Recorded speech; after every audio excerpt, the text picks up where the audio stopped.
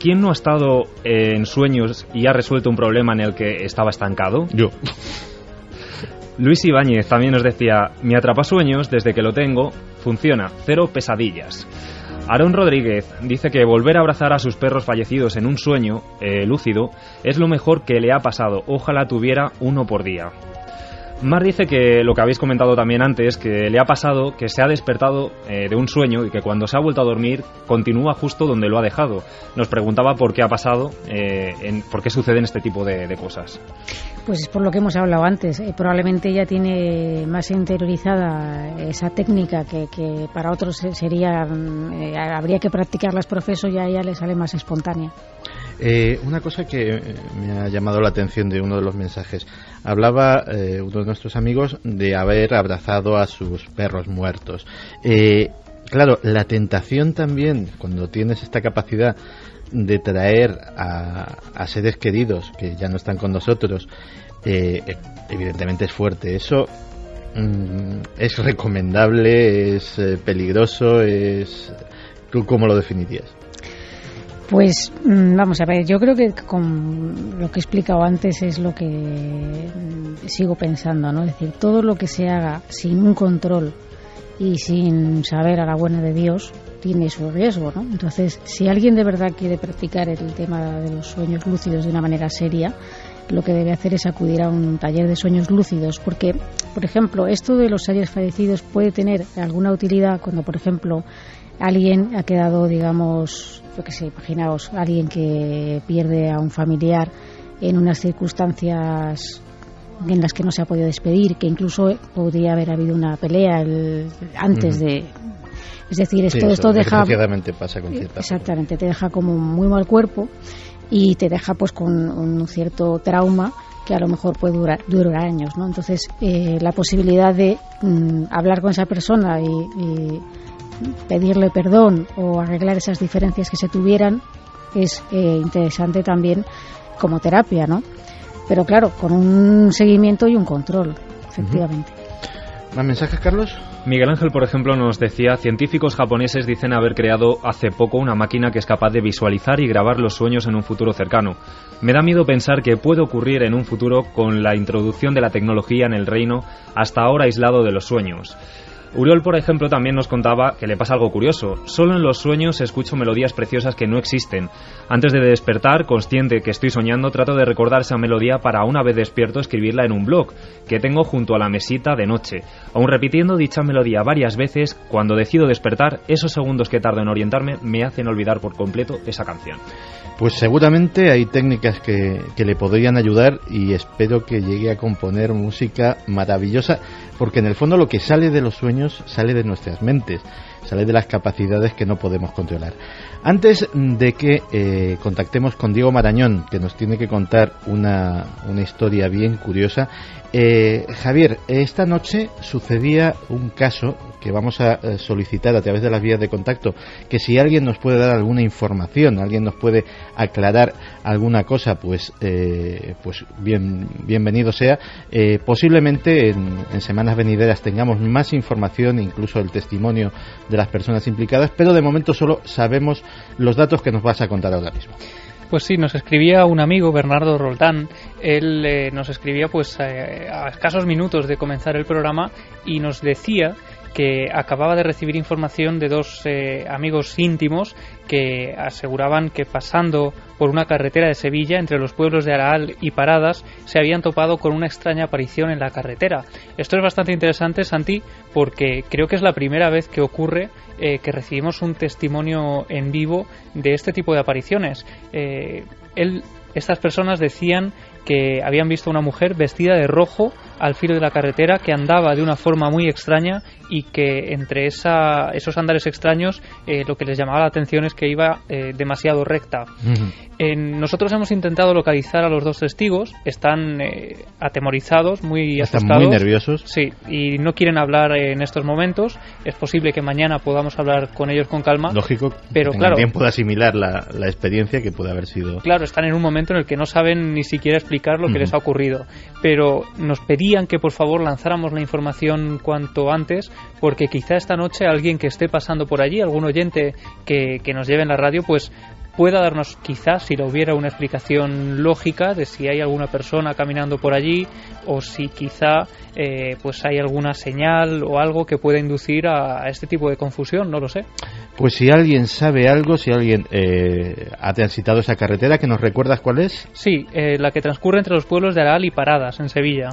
Carretera entre Araal y Paradas en Sevilla. Si alguien ha transitado por ella o va a transitar esta noche y ve algo extraño o algo que sin ser extraño pueda dar una explicación razonable y lógica a lo que han visto estos amigos, pues a través de las vías de contacto se puede poner en comunicación con nosotros y pues intentaremos darle una explicación o intentaremos saber qué es lo que pueden haber visto estos dos. Y ahora sí, vamos a ponernos en contacto con nuestro compañero Diego Marañón, porque uno de los documentos más estremecedores que hemos emitido en la historia de Milenio 3 fueron las transmisiones de radio del caso Manises.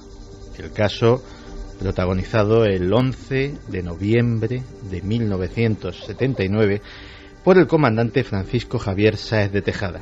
Él se encontraba al mando, como todos sabemos, de un supercarabel con 109 personas, con 109 pasajeros a bordo, cuando su encuentro con una luz, con un ovni, con algo que no pudo explicar, un objeto volador no identificado a fin de cuentas, le obligó a aterrizar de emergencia en el aeropuerto de Manises para preservar la integridad física de su pasaje ante lo que él lógicamente consideraba que era una amenaza.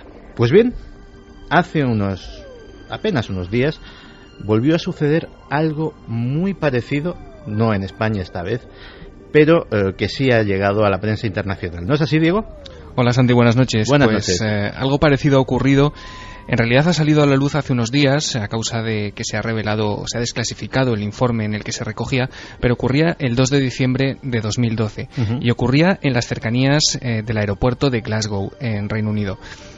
Fue entonces cuando un Airbus A320 de una compañía que todavía no se ha dado a conocer se disponía a aterrizar en ese aeropuerto cuando, al parecer, y según este informe, se encontró con un objeto desconocido que viajaba a gran velocidad. Un objeto que pasó a solo 90 metros por debajo del avión. Como tú dices, las transmisiones, las conversaciones entre el aparato y la torre de control recuerdan poderosamente a esas del caso Manises, porque, en fin, se cuestiona si hay algún tráfico sobrevolando esa zona.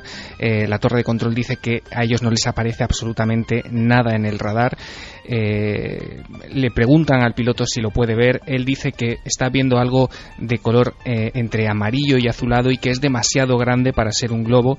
En ningún momento aparece en ninguno de los aparatos y, en fin, el control de tráfico aéreo afirma que, bueno, no hay registro de ningún otro objeto en esa zona en el momento del incidente.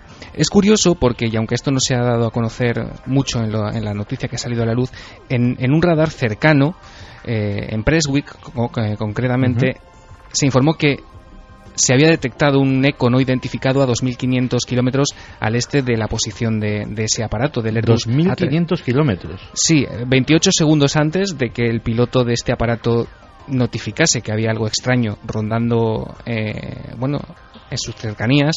Ese otro radar en Prestwick sí que detectó un eco que no pudieron identificar a 2.000 kilómetros al este de esta posición. Caramba, si era el mismo objeto, desde luego iba a una velocidad absolutamente endiablada. ¿Hay alguna descripción del objeto o se queda todo en el estricto informe oficial, todo aséptico, o tenemos algún dato más? Bueno, al parecer el ovni pasó directamente debajo de esta aeronave. Los miembros de la tripulación prácticamente no tuvieron tiempo de poder realizar una acción evasiva o de simplemente poder registrarlo visualmente o gráficamente incluso. Todos ellos coinciden en que el objeto, como te digo, parecía ser de color azul y amarillo o plateado. Dicen que pudiera tener una pequeña área frontal, pero que era más grande que un globo. Y todas estas cuestiones, todas estas consideraciones, Santi, se recogen en un informe voluminoso de la Junta AirProx, que bueno, es un organismo del Reino Unido cuyo objetivo es mejorar la seguridad de los vuelos, que está avalado por la Autoridad de Aviación Civil, por el Ministerio de Defensa británico, y que ese informe concluye diciendo que la investigación de las fuentes de vigilancia disponibles no pudieron rastrear ninguna actividad que se pareciera a lo que había descrito el piloto, y que los miembros de esta comisión no pueden llegar a una conclusión en cuanto a la posible causa del conflicto con la aeronave.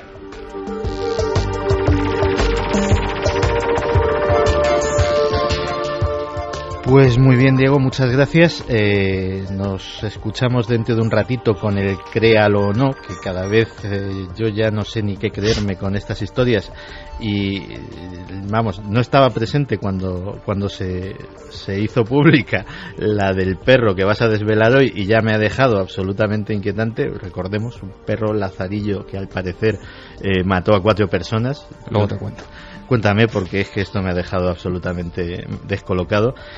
Y ahora vamos a pasar a otra cosa. Yo creo que vamos a volver al territorio del miedo.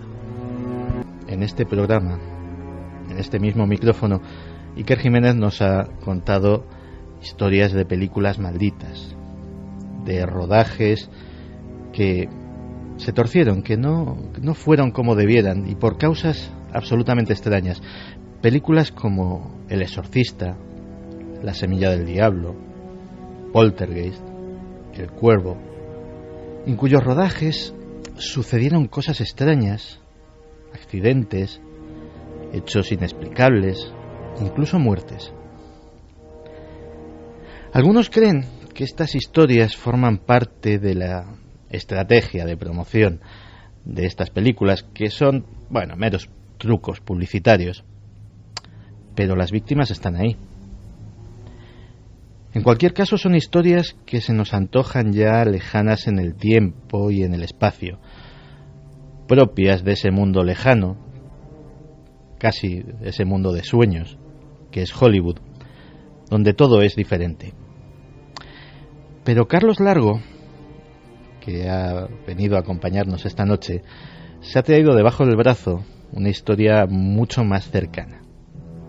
Una historia que sucedió en España y además no hace mucho tiempo. ¿No es así, Carlos? Pues efectivamente, nos vamos a trasladar hasta Barcelona, a la población de San Vicente de Montal.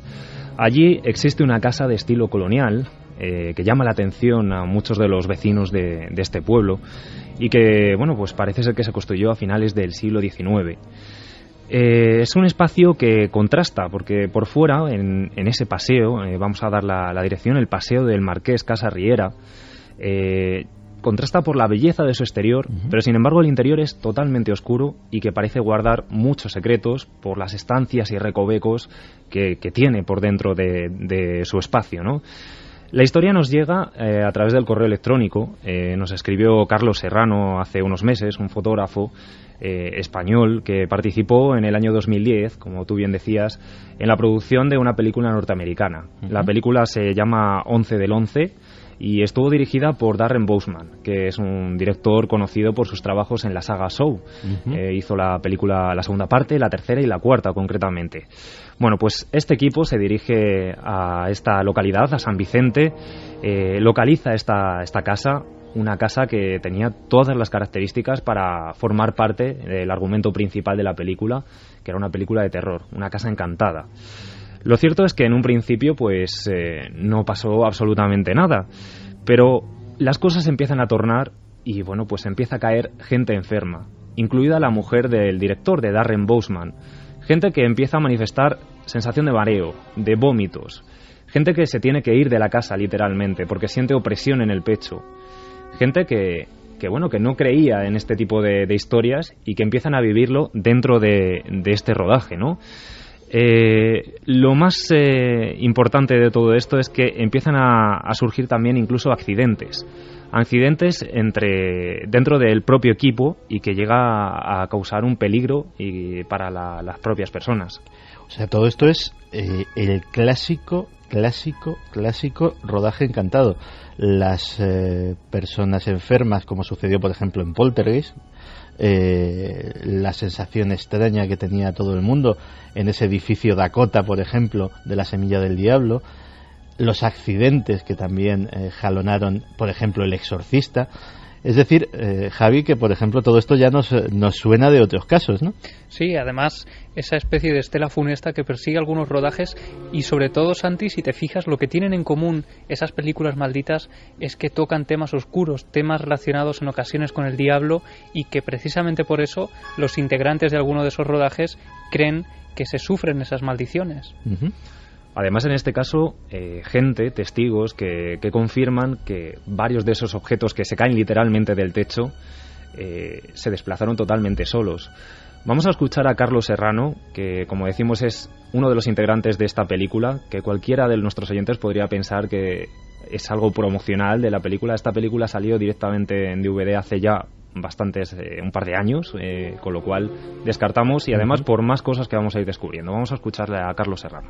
Fue entrar en la casa y de repente como si hubiéramos entrado en un sitio con una gravedad diferente. O sea, notamos como pasar una barrera. Fue muy raro, es que nunca me había sucedido al entrar en una casa que te transmitiera, no sé, como una pequeña opresión en el cuerpo. El segundo ayudante de dirección tuvo un accidente que se partió una pierna, y al director de fotografía me lo tuve que llevar porque, y esto sí que fue curioso, porque se le cayó un chuco en la cabeza desde la segunda planta, y una de las maquilladoras, que lo vio todo, vio como el chuco saltaba literalmente y le golpeó en la cabeza.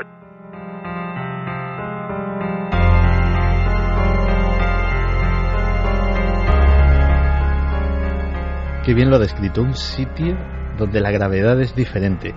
Yo te estaba mirando y tú asentías. Tú has estado en sitios donde la gravedad es diferente, ¿verdad, Clara? Sí, alguno que otro, sí. Son sitios que tú entras y no sabes por qué, pero notas una atmósfera totalmente cambiada, ¿no? Como si dentro y fuera fuera algo totalmente distinto. Y decidieron rodar su película de terror, 11-11, que también lo de los 11 últimamente ha dado mucho juego en este programa, en esa casa. ¿Y qué más sucede? Pues lo curioso es que no solo ellos, por eso decíamos que a priori parecería toda una campaña a nivel comercial, ¿no?, para vender esta película. Pero hablando y dando testimonio de todo lo que ocurre en esta casa, pues nos encontramos con Ferran Romanos. Era operario de mantenimiento eléctrico en aquellos años de la casa, una casa en la que tiene lugar varios eventos de alto standing, que se hacen celebraciones, presentaciones. O sea, la casa no ha estado cerrada en absoluto, es decir, se ha estado utilizando, aunque no ha estado viviendo gente en ella, ¿no? Sí que ha estado viviendo gente anterior al rodaje, pero ahora mismo se encuentra en un estado prácticamente de abandono. Uh-huh. Es una casa muy antigua y por eso se dedica exclusivamente para este tipo de eventos, digamos. Ferran, como decimos, es el hermano de la encargada del mantenimiento de esta casa, digamos, de la que organiza todo este tipo de eventos, y él se encargó durante una temporada de cambiar todo el sistema eléctrico y modernizarlo, digamos. Pues bien, Ferran es testigo directo en auténtica soledad en esta casa, porque pasó muchas horas solo, de fenómenos como portazos, ruidos, pero lo más sorprendente, fogonazos de luz que iluminaban la casa completa prácticamente de noche y sin posibilidad prácticamente de que alguna luz del sistema eléctrico, porque además nos confirmaba que no había conexión eléctrica por entonces, puesto que la estaba iniciando él, instalando. Y bueno, pues una serie de fenómenos que le sorprendieron bastante. El más fuerte y el que vivió fue un ruido ensordecedor cuando estaba colocando, como decíamos, este tipo de cables, y que le llama totalmente la atención en la cocina. Ve un fogonazo que ilumina prácticamente toda la estancia, acompañado de un ruido como si la casa se le cayese encima. Vamos a escucharlo. Y de golpe soy yo un estruendo, pero un estruendo como que retumba la casa, pues un estruendo así. Claro, con que estaba solo, me dio un vuelco el corazón, ¿no? O sea, me pensaba, ¡ah!, aquello que te ahogas, ¿no? ¿Qué pasa, no? Y se vio como una llamarada con el estruendo, ¿no? Y me voy para la cocina. Oye, estaba la cocina tranquila, no se había movido ni un plato, ni un vaso. Y me fui, cogí y salí de la casa, me fui a que me diera el aire, y pensé, bueno, o estás loco.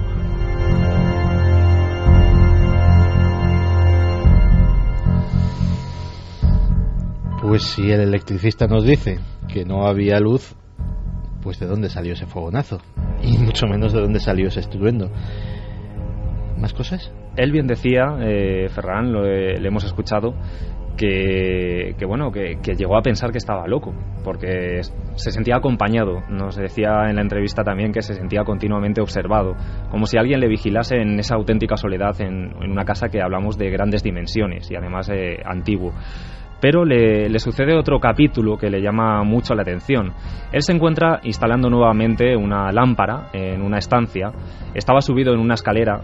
Son techos de gran altura. Nos hablaba de unos 4 metros o 5 de distancia con respecto al techo al suelo.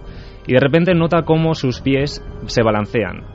De repente la escalera sale violentamente hacia el lado opuesto de la habitación y lo único que puede hacer Ferran es agarrarse a la lámpara, a una repisa que está cercana y esperar hasta que directamente decidió tirarse. Así que vamos a escuchar, si os parece.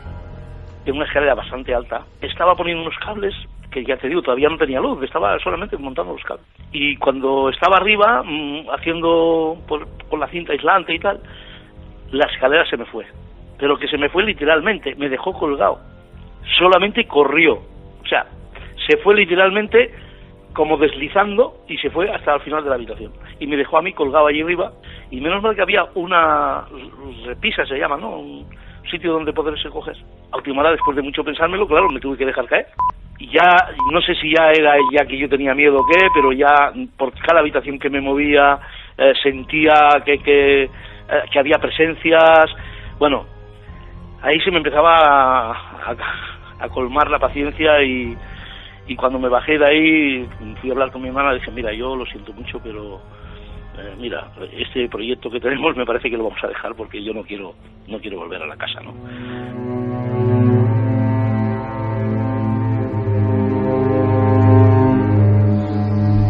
A ver si lo he entendido bien, Carlos. La escalera no se cayó, se deslizó. No, de hecho nos mencionaba que la escalera, estas que forman un triángulo prácticamente perfecto, que se puede subir por un lateral y por el otro, y además está, como decía él, a una altura de 4 o 5 metros con respecto del suelo.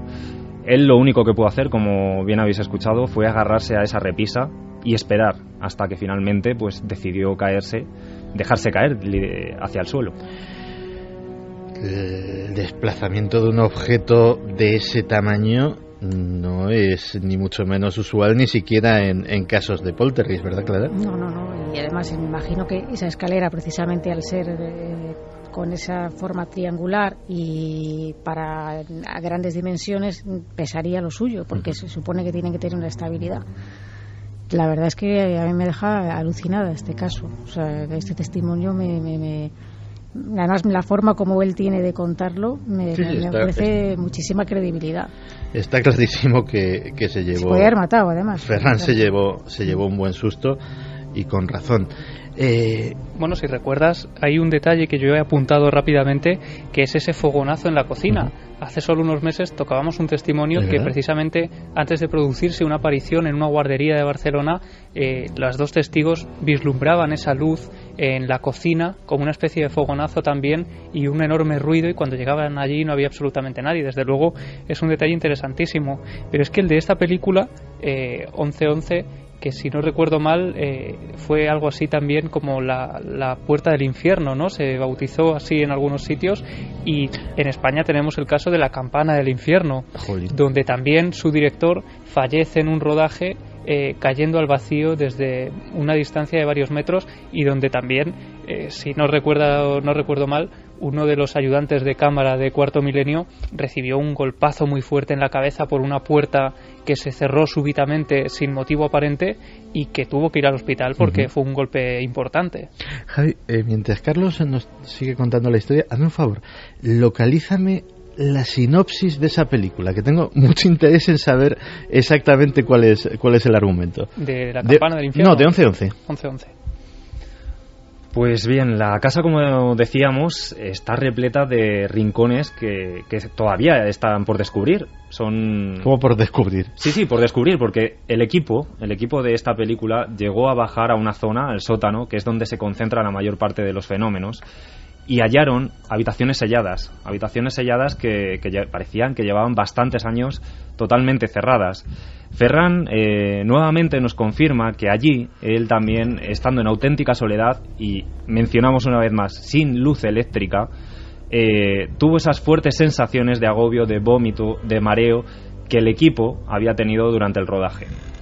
Y esa zona que te estoy diciendo de abajo del sótano era como terrorífica. O sea, abrías la puerta y ahí sí que se notaba ya un frío no normal, o sea, no una cosa normal de un frío normal, un frío espeluznante, vamos. Y sobre todo cuando te acercabas a la zona del pozo. Me producía vómitos, me producía un malestar general, me producía opresión, o sea, y como un ahogo, una sensación de ahogo, ¿sabes?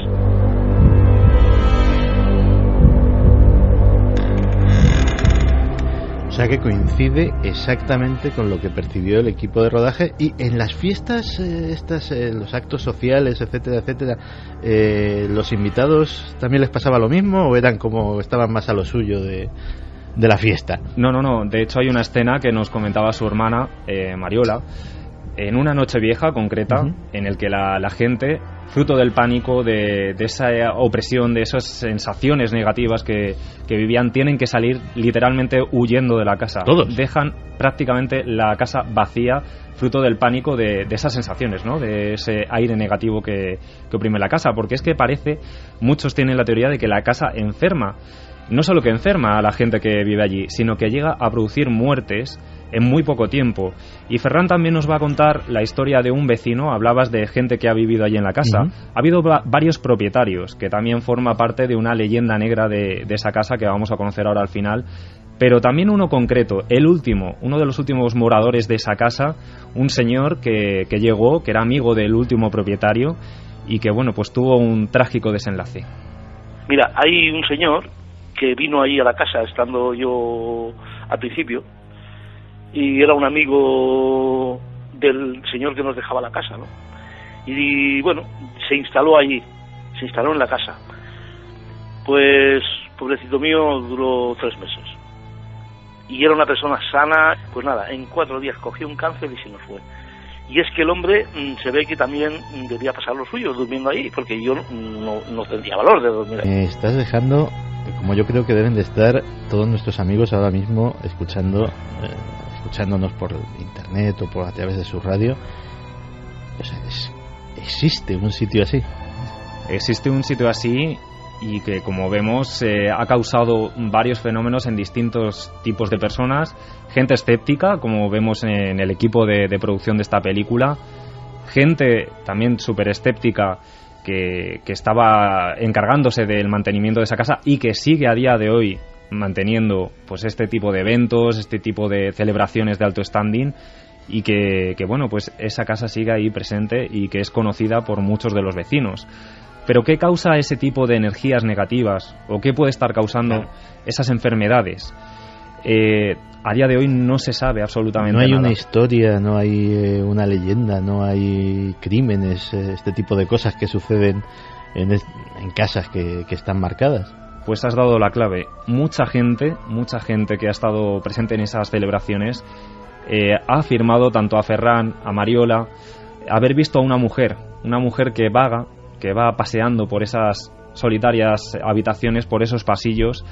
E incluso nos contaba también Mariola que un grupo de investigación, un grupo muy similar al grupo EPTA que colabora con nosotros, gente reputada, de mucha reputación ahí en Cataluña, pues que investigó el caso, que desesperados tuvieron que acudir a estas personas y que, bueno, pues lo que comentaban es que había una fuerte carga negativa en toda la casa y que había un lugar en el que parecía que podía haber muerto una persona. Averiguáis qué lugar podía ser ese sitio. Es el sótano. Claro. El sótano. Vamos a escuchar las voces de Ferran y de Carlos Serrano, que nos cierran toda esta historia y que, bueno, que parece ser que existe una persona que como decíamos, anda por esos pasillos y que parece clamar venganza o quizá intenta decir algo, un suceso trágico que marcó el pasado de la casa. La última familia que vivió, una hija murió en circunstancias extrañas, no sé cuáles, pero sé que... Y gente de que venía allí a los eventos habían visto a la chica, no una persona, varias. Habían visto pues la imagen de una chica. Ellas lo contaban y varias personas, no una, varias de las que habían venido ahí. Y sí, se aparecía en una de las ventanas. De hecho, yo conseguí entrevistar a gente que conocía a la chica y a las hermanas y las mujeres sabían que te contaban la historia de que sí, que era muy raro lo que había sucedido, que una chica murió, que no se hizo ningún entierro ni nada raro. Entonces siempre quedó esa sospecha, pero claro, no podían demostrar, nadie podía preguntarse nada, ni desde luego pensar que había sucedido eso.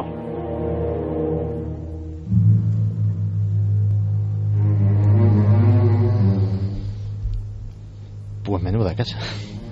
Sí, habéis hablado además hace muy poquito de casas que enferman o que llegan a matar, y este es uno de los ejemplos más claros que tenemos en nuestro país, una historia que nos ha llegado, como decíamos, a través del correo electrónico y que bueno, impacta, desde luego. Pues seguiremos investigando y intentaremos acercarnos a esa casa a ver qué nos encontramos por allí.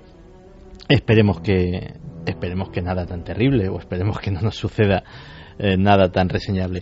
Clara, ¿cuántas casas así puede haber ahora mismo en España? Muchísimas más de las que creemos.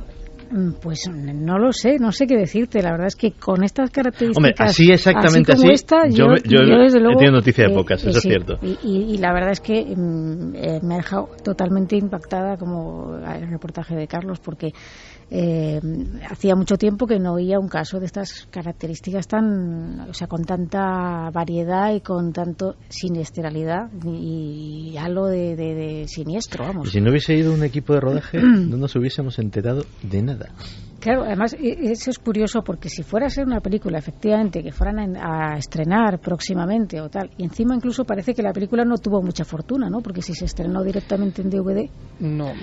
¿Hemos sabido algo del argumento de esta película? Sí, tengo aquí la ficha técnica y de hecho parece que esa maldición persiguió también a la película durante el estreno, porque pasó sin pena ni gloria. Las críticas que recogió fueron bastante malas, pero efectivamente el sentido más profundo de la película tiene que ver con el mal, y de hecho en España se tradujo como 1111, el mal tiene un nuevo número, y la portada, no sé si os recordará, aquí la tenemos, a esas caretas tan terribles que aparecían en la película El Exorcista, a modo subliminal, ¿no? Proyectadas sobre algunas puertas, por ejemplo, pues recuerda a una de esas imágenes, y trata sobre una niña de 7 años que tirotea a los hombres que habían asesinado brutalmente a sus padres, y que 18 años después de ese asesinato de los padres, la niña intenta buscar el significado de los números 1111 que habían aparecido arañados con sangre detrás del cuerpo de su madre, y dice que mientras se acerca la verdad, el miedo será cada vez más insoportable.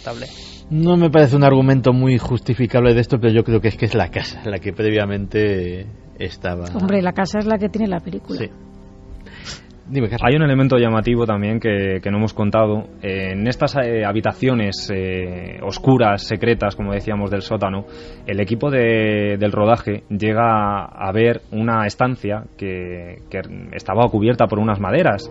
Rompen esas maderas y se encuentran objetos antiguos. Yo le preguntaba a Ferran si podía relacionar esos objetos antiguos con algo de la historia de la casa que le hubieran contado. Pues bien, Ferran me hace una suposición de lo que han contado vecinos de la zona. Parece ser que allí, durante la Guerra Civil, se refugiaron algunas personas en ese sótano. Parece ser que hubo personas ocultas y que llegaron a morir en extrañas circunstancias también, con lo cual hay un elemento más que podemos añadir también para intentar dar luz verde a toda esta historia.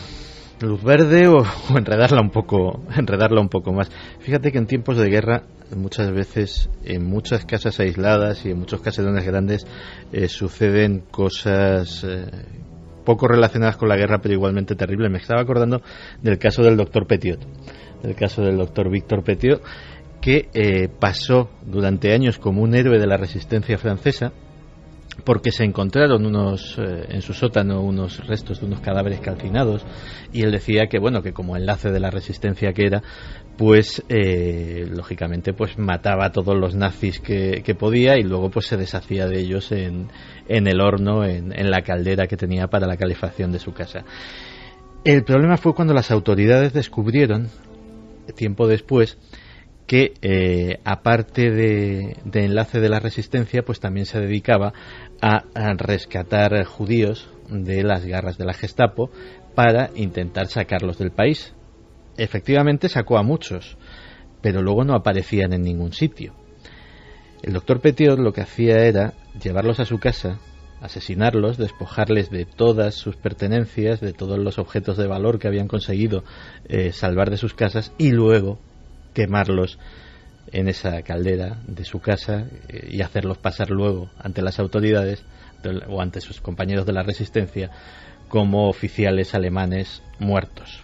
Afortunadamente en este caso se hizo justicia y el doctor Petiot pasó por la guillotina.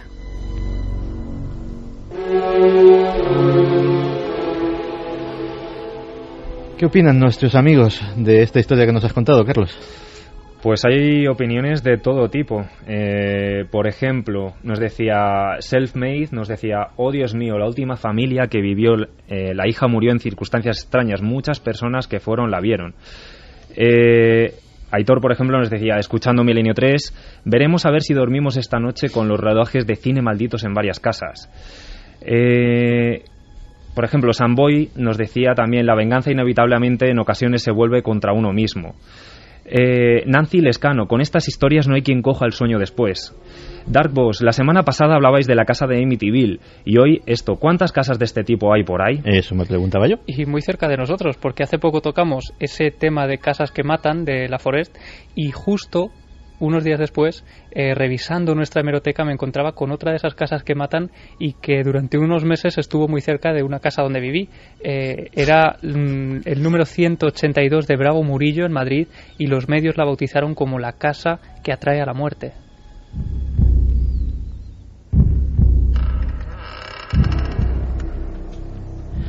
Bueno, dejémonos de casas que matan y de muertes varias, que yo creo que ha llegado el momento de desvelar un misterio que desde hace unas horas que me lo contaron, a mí me tiene en un sinvivir. Vamos a contactar con Diego Marañón de nuevo, que me cuente a mí, porque justo cuando debió de contar la historia yo estaba de regreso a casa en el taxi, no tuve ocasión de escucharla. Esa historia del perro lazarillo que mata gente, que ya me parece lo más rebuscado que he oído en mucho tiempo, y a ver si yo me aclaro y consigo averiguar si ese creal o no es cierto o no lo es.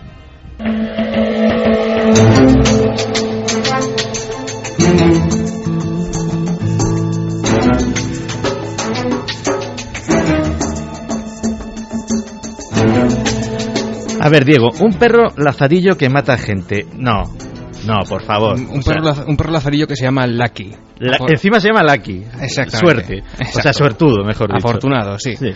La suerte es la que no tuvieron sus 4 dueños, Santi, porque contábamos hace un par de semanas que al primero lo colocó delante de un autobús, al segundo en el borde de un embarcadero, al tercer dueño en un andén de tren, y al cuarto dueño que le colocaron al pobre le metió en mitad de un atasco y murió atropellado.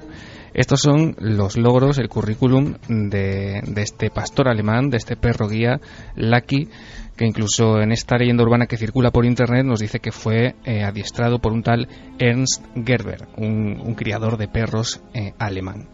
Ernst Gerber, que tenía que ser un antiguo miembro de la Gestapo. Efectivamente, por lo menos, o un amigo de Santi. Sí. No falla.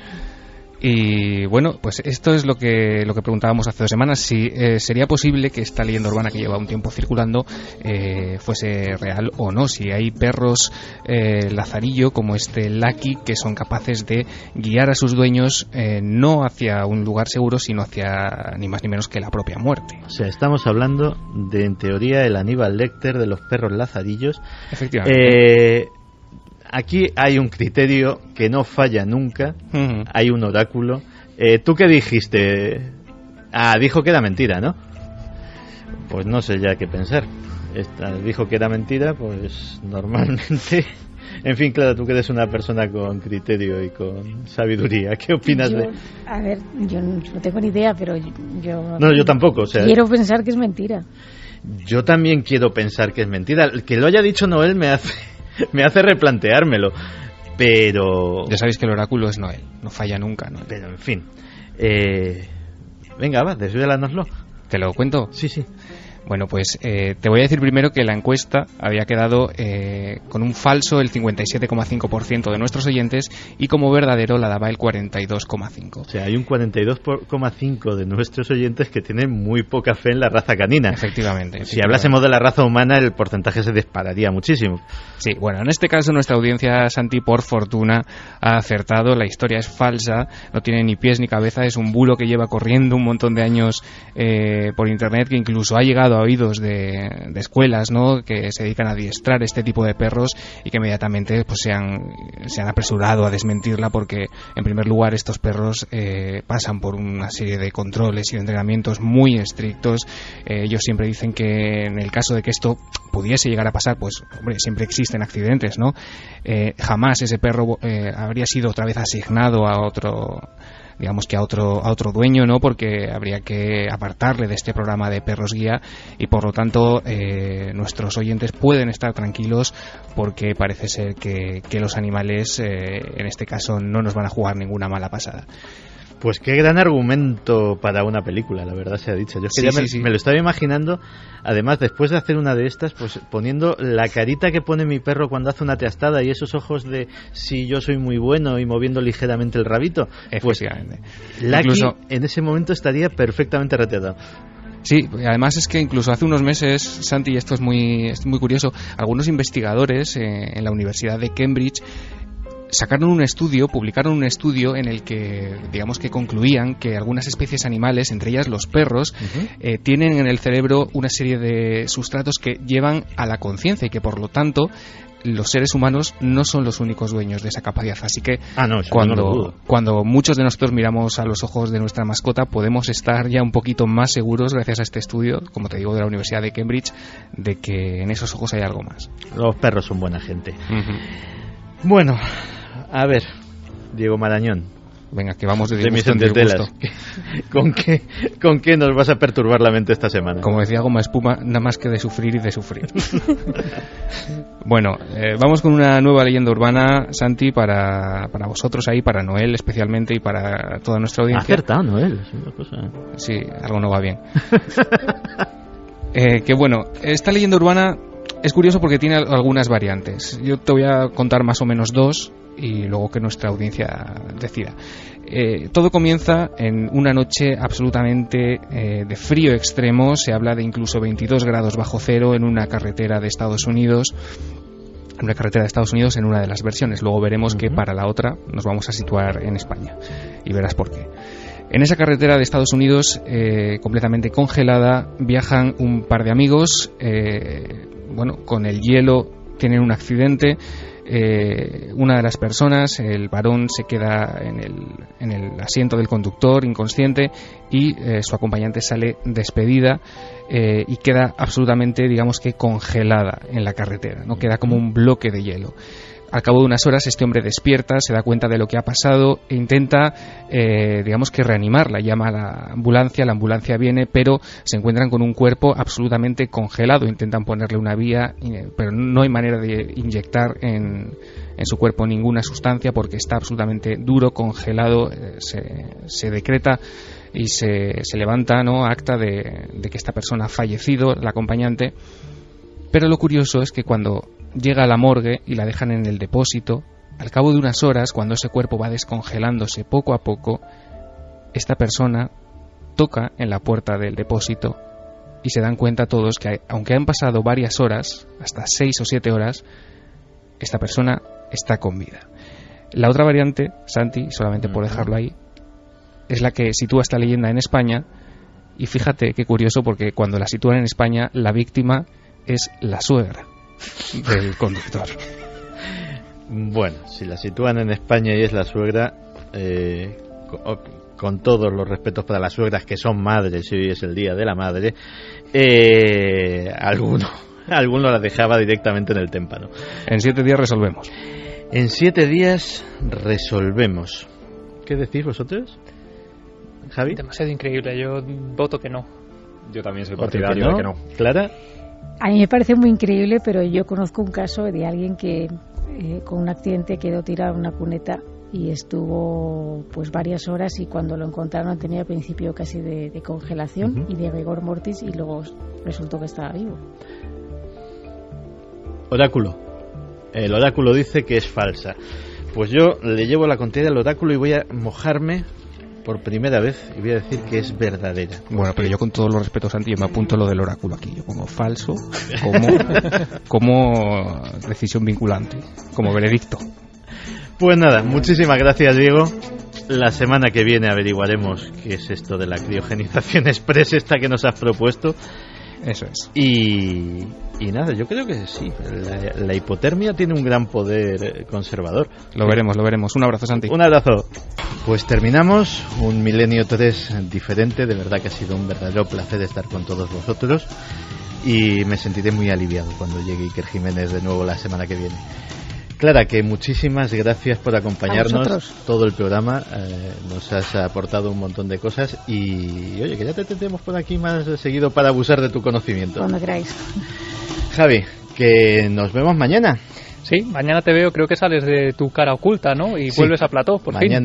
Mañana me sacan del ranchito y voy en mesa como las personas mayores, y además vamos a tener tema de conspiración de los buenos. Pues ahí nos vemos, Santi. Hasta mañana. Nos vemos en Cuarto Milenio. Carlos Largo, que se te ha echado de menos. Ha sido un placer, de verdad, y muchísimas gracias por haberme invitado y a haber podido reencontrarme de nuevo con todos los oyentes. De verdad que muchísimas gracias a todos. Esta es tu casa.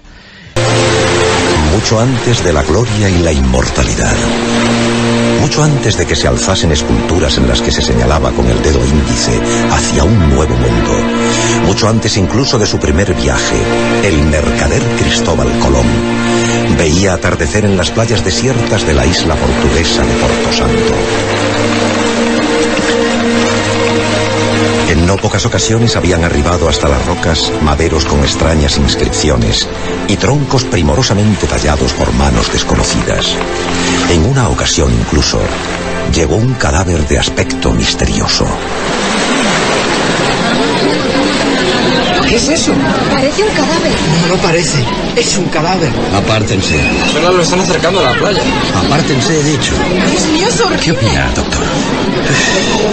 Este hombre lleva muerto mucho tiempo. Tiene la carne podrida. Sí. Este cadáver habrá pasado semanas o incluso meses a la deriva. Pero mire, doctor, fíjese en el rostro. No parece un cristiano. ¿Tal vez un chino? ¿Quizá un hindú? Cierto es, don Cristóbal, que este individuo llega de muy lejos. Y esta tez tan oscura, esta cara ancha y sin barba, no sé qué pensar. En fin, ayúdeme, sostenga esta tenaza un momento. Tengo que perforar por aquí.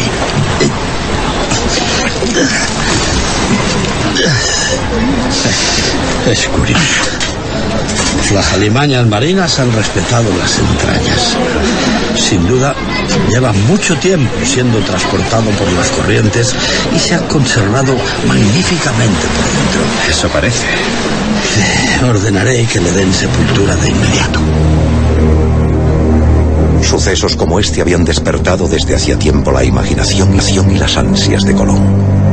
¿De dónde procedían aquellas visitas? ¿Acaso había tierras fuera de los mapas conocidos y al otro lado del mar tenebroso? En la taberna, al caer la noche, los marinos siempre le hablaban en los mismos términos, fascinados, se diría que casi embrujados por una posibilidad digna de la leyenda. Le doy mi palabra de que hace un mes, viajando como piloto del rey, navegando a 450 leguas al oeste del Cabo San Vicente, recogí un madero de embarcación que los vientos traían de poniente. Por lo tanto, aquello procedía de tierras existentes hacia el oeste. Y eso es tan verdad como esta jarra de vino. No miento. Yo mismo, hace ya 15 años, pude ver en la misma zona unos barcos lejanos que transportaban cañas gruesas. Unas cañas andadas que flotaban en el agua y que nunca aquí se han visto. A lo lejos, en la cubierta, hallé a esa gente de menuda estatura y la piel tostada, sin barba como el desgraciado que llegó al atardecer hasta la playa. ¿Y cómo no fue hacia ellos, amigo Pedro? Quité. Se alejaron de gran velocidad. A lo peor, temerosos de mi navío. Se fueron delante de mis ojos rumbo al oeste. La obsesión de Colón, extraída quizá de algunos libros prohibidos que había podido consultar en Italia, era viajar al este por el oeste, inaugurando una ruta jamás explorada a través del océano, una vía prohibida que demostrase la posibilidad de llegar a la tierra de las grandes riquezas, a una parte desconocida del inmenso continente asiático que ya intuyó Marco Polo. ¡Don Cristóbal! ¡Don Cristóbal, tiene que venir! Una barcaza se ha estampado contra el espigón. Hay varios muertos. ¡Rápido, don Cristóbal! Apenas había comenzado el mes de marzo de 1479, cuando un accidente aparentemente fortuito iba a cambiar de raíz la vida de Colón, y quién sabe si de la propia historia de la humanidad. Por favor, no puedo hacerlo solo. Ayúdame con el herido. Cuidado al cogerlo. Sí, no. Tranquilícese. Dios mío, tiene la pierna tronzada con el madero. A ver, tiren por aquí. Pero mucho cuidado, está muy mal herido. Despacio. Lento con la cabeza. Con cuidado. Vamos, poco a poco. Era el único superviviente de aquella embarcación que también venía arrastrada desde el oeste. Quizá por esa circunstancia, el almirante asistió intrigado y en silencio a la escena. El doctor y un grupo de muchachos arrastraron hasta la orilla a un hombre barbado, vestido con una especie de túnica de lino blanco. Dios. ¡Ayuda!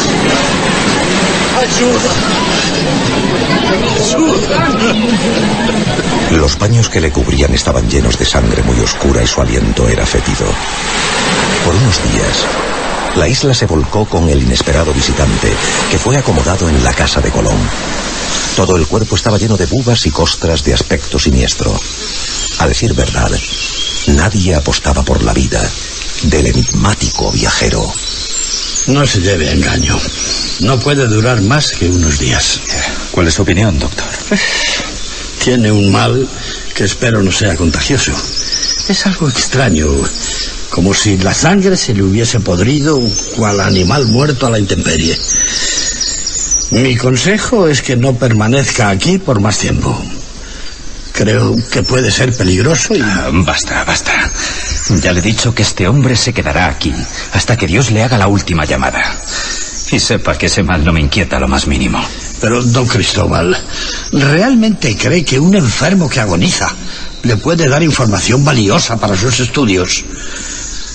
Por cierto, esa ropa de lino que lleva debería ser quemada de inmediato. Aquí no se va a quemar nada de ese enviado. ¿Enviado, dice? Sí, enviado del destino. Y en el momento justo. Por el amor de Dios. A ver si este mal propaga la locura y el delirio y ya le está afectando. No.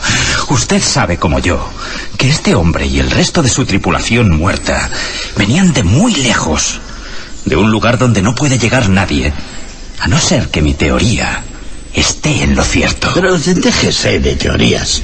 Aquí lo único que hay es un piloto castellano, bueno, o vizcaíno o portugués, lleno de llagas y bubas que revientan.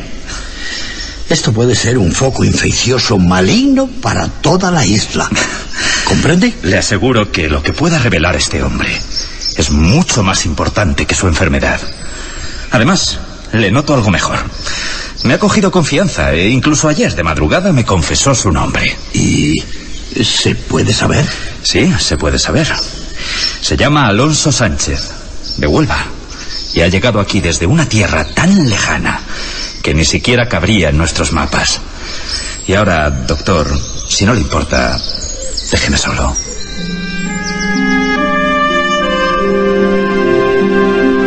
A la luz de las velas y durante casi una semana, los dos hombres hablaron en secreto encerrados en el torreón. Uno de ellos, con el rostro cadavérico y postrado en la cama, y el otro, ansioso, apuntando todo lo que salía de la boca de aquel hombre.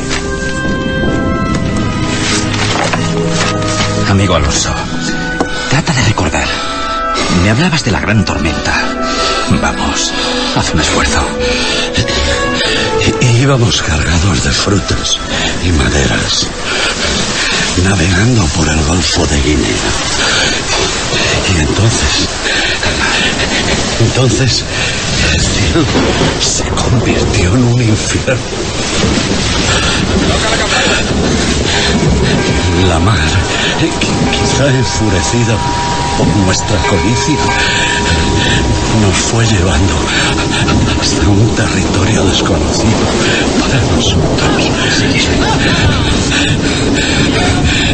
Durante semanas, perdida ya la noción del tiempo, vimos unas rocas gigantes y unos chorros de agua y vegetación. Y allí hincamos las rodillas. La mayoría ya habían muerto de frío y hambre. Calma, Alonso, calma. El extremo de Asia, sin duda. ¿Y visteis a sus gentes? ¿Y las casas con techos de oro macizo? Perdone, pero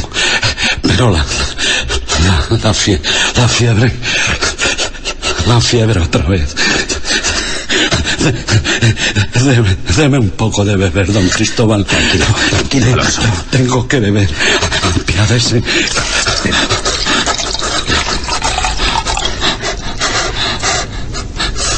Tómala con cuidado. Así, tranquilo. Debes contarme todo con detalle, para que así yo pueda realizar ese mismo viaje. Debes acordarte de todo lo posible, querido Alonso. Ninguno de los dos podía saberlo, pero el mal que aquejaba a aquel prenauta era la sífilis. Una enfermedad devastadora que llegó a Europa en 1493 y que afectó a navegantes ilustres como Martín Alonso Pinzón.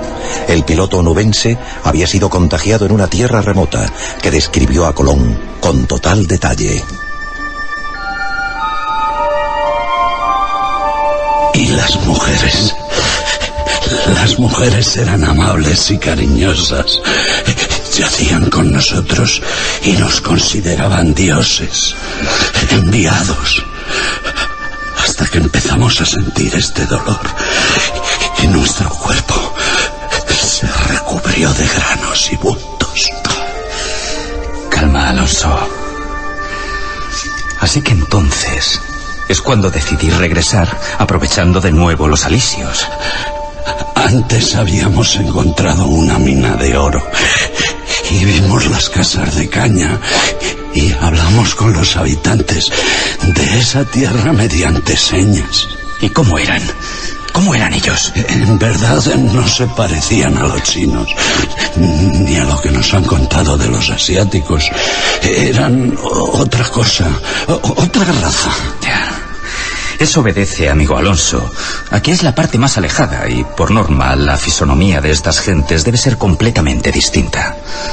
Sí, así lo he leído yo en la cosmografía de Ptolomeo. A 750 leguas de las Canarias, siempre al rumbo oeste, encontramos un archipiélago. Unas islas que parecían el mismo paraíso terrenal. Y allí quisimos quedarnos para siempre, hasta que esta maldición, este fuego en las entrañas, esta enfermedad nos obligó a partir. Calma, Alonso, calma.